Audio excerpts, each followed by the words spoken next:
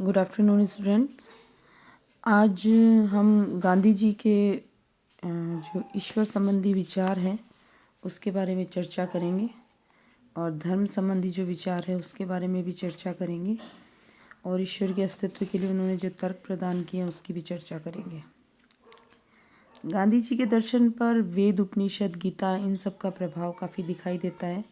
उपनिषदीय ब्रह्मवाद के अनुसार जो ब्रह्म का सगुण और निर्गुण रूप में समन्वय है उससे भी काफ़ी प्रेरित दिखाई देते हैं गांधी जी।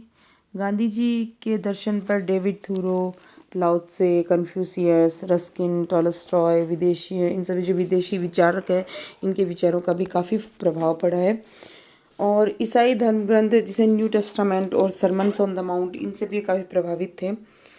मुख्य रूप से रस्किन की जो पुस्तक है टू द लास्ट, इससे गांधी जी ने शारीरिक श्रम की शिक्षा ली थी। और टॉलस्टॉय की जो पुस्तक है ईश्वर का साम्राज्य अपने भीतर है, इसको पढ़कर गांधी जी आस्तिक बने थे कहीं ना कहीं। ठीक, कुछ सामान्य जानकारी। अब हम बात करेंगे कि गांधी जी के धर्म संबंधी विचारों की। धर्म गांधी जी के दर्शन की आधारशिला है, जिसको समझे बिना हम गांधी जी के विचारों की व्याख्या ही नहीं कर सकते, उनके दर्शन की समुचित व्याख्या नहीं कर पाएंगे। गांधी जी का धर्म से तात्पर्य किसी परंपरागत धर्म से नहीं, परंतु उस धर्म से था जो सभी धर्मों का मूल है, जो हमें सत्य का साक्षात्कार करवाता है। तो गांधी जी के जो धर्म में है वो सत्य प्रमुख है, सांप्रदायिकता प्रमुख नहीं है, अपितु सत्य प्रमुख है। जो ऐसा तत्व जो हमें सभी धर्मों का मूल है, जो हमें सत्य का ज्ञान कराता है, सत्य का साक्षात्कार कराता है, वही धर्म है। उनके अनुसार धर्म का अर्थ कोई हिंदू धर्म नहीं है या कोई अन्य धर्म नहीं है, परंतु धर्म वो है जो मानव का संबंध उस सत्य से जोड़ता है और मानव के शाश्वत स्वरूप की अभिव्यक्ति प्रदान करता है और मनुष्य को कहीं ना कहीं अपने आत्मोत्थान और आत्मशुद्धि है उसके लिए प्रेरित करता है। एक्चुअल में वही धर्म है गांधी जी के अनुसार। इसी कारण गांधी जी सभी धर्मों में समन्वय स्थापित करते हुए कहते हैं कि सभी धर्म, चाहे वे ईश्वरवादी हो या अनिश्वरवादी, आत्मशुद्धि का वो साधन जरूर स्वीकार करते हैं।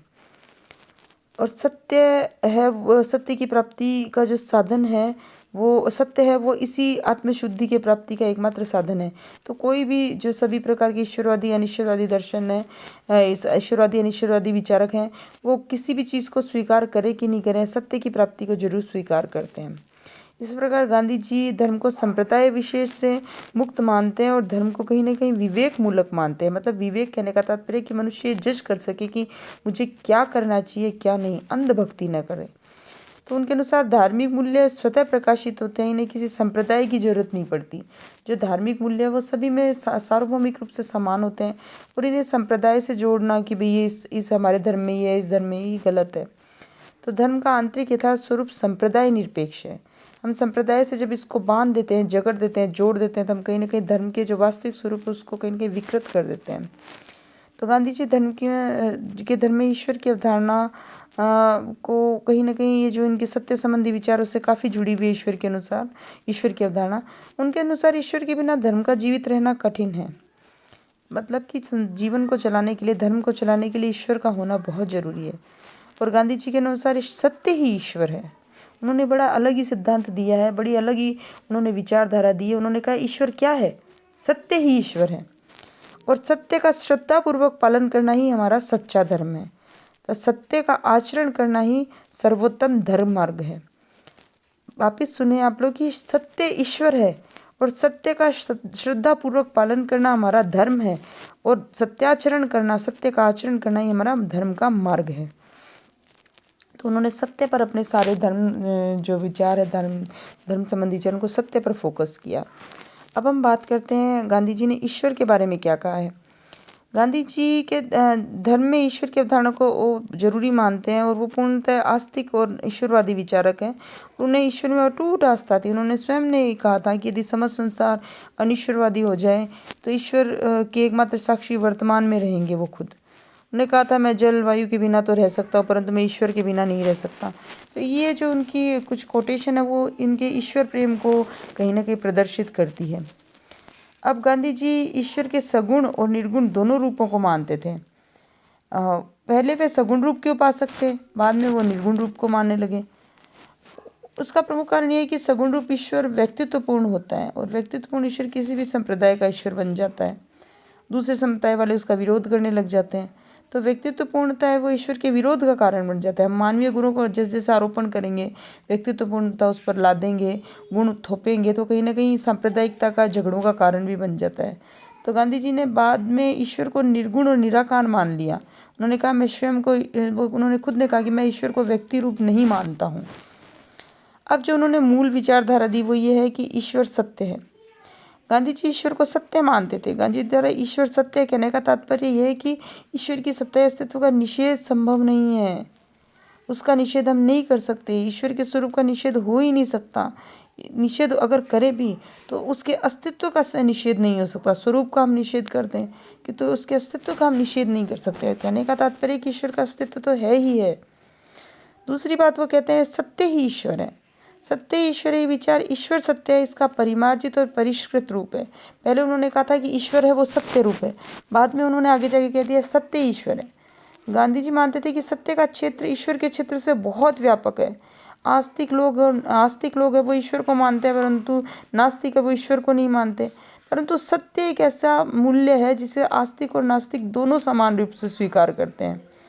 तो गांधी जी की ईश्वर में टूट आस्था थी, इसलिए वो ये नहीं चाहते थे कि कोई धर्म ईश्वर के अस्तित्व पर बिल्कुल भी संदेह करे। तो इस संदेह से बचाने के लिए और धर्म को व्यापकता दिलाने के लिए, धर्म को एक तार्किकता दिलाने के लिए उन्होंने सत्य को ईश्वर कह दिया और सत्य को सभी समान रूप से स्वीकार करते हैं। गांधी जी सत्य और ईश्वर में अभेद या तादात्म्य स्थापित करते हैं।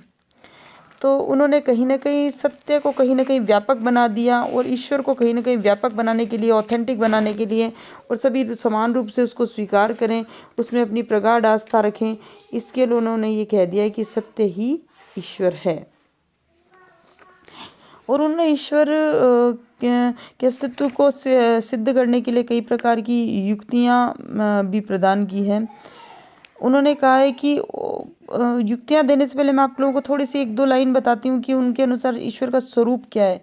ईश्वर को कहीं ना कहीं सर्वव्यापी और सर्व अंतर्यामी मानते हैं। वो ये मानते हैं कि संसार के कण कण में ईश्वर व्याप्त है। वह शरीर रहित रहते हुए भी सर्वज्ञ है। वो व्यक्तित्वपूर्ण नहीं है, शरीर से युक्त नहीं है, फिर भी वो सर्वज्ञ है। सर्वज्ञ मतलब सर्व कुछ, सब कुछ जानता है। वह विश्व का कर्ता, धर्ता, हर्ता सब कुछ है। वह एक अदृश्य और अगोचर शक्ति है। अगोचर मतलब जिसे देखा नहीं जा सकता है, दृश्य मतलब जो दृश्य नहीं है। वह अद्वैत व निरपेक्ष तत्व है जिसे हमारी ससीम बुद्धि ग्रहण नहीं कर सकती। हमारी जो विवेक बुद्धि है, जो द्वैत बुद्धि है, वो जो दो मतलब जो तुलनात्मक रूप से ज्ञान प्रदान करने वाली बुद्धि है, वो उस अद्वैत तत्व को ग्रहण नहीं कर सकती। इसी कारण वो अनिर्वचनीय है और वो नैतिक दृष्टि से विधान है। ईश्वर सत्य है क्योंकि वह तीनों कालों में समान रूप से विद्यमान रहता है। ईश्वर सभी काल में समान रूप से विद्यमान रहता है, इसलिए वो सत्य है। सत्य है वो सत्य का भाव है और सत्य का कभी अभाव नहीं हो सकता। ईश्वर सत्य का तात्पर्य है कि उसके स्वरूप का निषेध नहीं हो सकता। उसके स्वरूप का निषेध हो भी जाए तो उसके अस्तित्व का निषेध नहीं हो सकता। ईश्वर सत्य कहकर गांधी जी ने निर्गुण सगुण रूप दोनों स्वीकार कर लिए और कहीं ना कहीं बाद में जाके उन्होंने, मैंने आपको बताया कि सत्य ही ईश्वर है, ये मान लिया था। और ये कहने का तात्पर्य यही था कि ईश्वर सत्य है वो ईश्वर से अधिक व्यापक है। तो ये उन्होंने कुछ बेसिक जो ईश्वर की विशेषता है वो बताई। अब हम चर्चा करेंगे अस्तित्व के तर्क की। सबसे पहले कारण मूलक युक्ति। गांधी जी के अनुसार इस युक्ति में ईश्वर को संपूर्ण विश्व के आधार या विश्व के सृष्टिकर्ता के रूप में स्वीकार करते हैं। ये संपूर्ण विश्व का क्या कारण है, इस संपूर्ण विश्व का सृष्टा कौन है? तो ये कारण जगत है वो एक कार्य रूप है और इसका कारण कौन है? मुख्य रूप से वो ईश्वर है। दूसरा है प्रयोजन मूलक युक्ति, प्रयोजनात्मक युक्ति। गांधी जी के अनुसार इस विश्व में जो व्यवस्था है, जो सामंजस्य है, जो एक रूपता दिखाई देती है, ये किसी मनुष्य का काम नहीं हो सकती, ये उस परम तत्व ईश्वर का ही काम हो सकता है। तीसरा वो तर्क देते हैं नैतिक युक्ति। गांधी जी मानते हैं कि हमारे कहीं ना कहीं इंट्यूशन, अंतरात्मा की आवाज़ हमें सुनाई देती है कि भाई इस कई जगह हम बहुत विरोधाभास स्थिति में, बहुत विपरीत स्थिति में खड़े होते हैं। हम कहते हैं नहीं मैं ये काम नहीं करूँगा। बोले क्यों नहीं करेगा?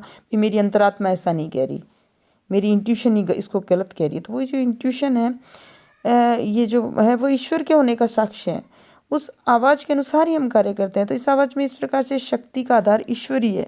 तो ये आवाज़ है ना, ये ईश्वर की आवाज़ है। चौथा है उपयोगितावादी प्रमाण। गांधी जी के अनुसार हमारी आवश्यकताएं शारीरिक आवश्यकताओं तक सीमित नहीं है, हमारी आध्यात्मिक आवश्यकताएं भी होती हैं और इन आध्यात्मिक आवश्यकताओं की तृप्ति का आधार है वो ईश्वर ही है। हम अपनी आध्यात्मिकता की को तभी पूर्ण कर पाएंगे, हम आध्यात्मिकता की आवश्यकताओं को तभी पूर्ण कर पाएंगे जब हम उसके एक मुख्य सृजक या उसके मुख्य आदर्श के रूप में ईश्वर को स्वीकार करें। तो गांधी जी ने ईश्वर को सत्ता को सिद्ध करने के लिए 4 तर्क दिए हैं। Thank you.